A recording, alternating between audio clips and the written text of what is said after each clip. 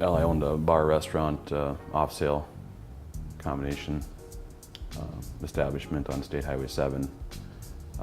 They closed the highway for 9 months. State Highway 7 is a 40-mile detour from Hutchinson, Minnesota to all the way to 41, which is in Minnetonka. And basically the financial debt that accumulated in 9 months, there was no other option but to close the business and file. I was actually looking for somebody to represent me. I had a couple referrals already, and then I got that letter and I just gave him a call. And, well, actually, after an initial phone call, it was basically going down to meet Barry.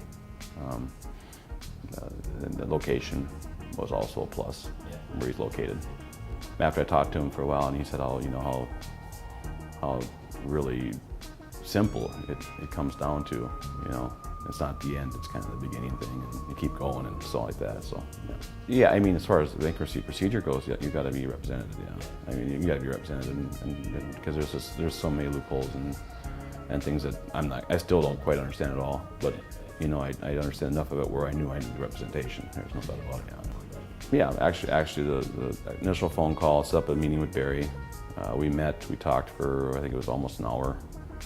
He went through how the process was going to work all the way to the end. So I was at least well informed when I left the first meeting on how it was going to process and how it was going to break down. So I'm not your average guy. I can definitely handle a lot of that. But it does get to the point where you just say, well, you got to get it over with. You got to go on. You got to get that part over with. And do I blame myself for what happened? No.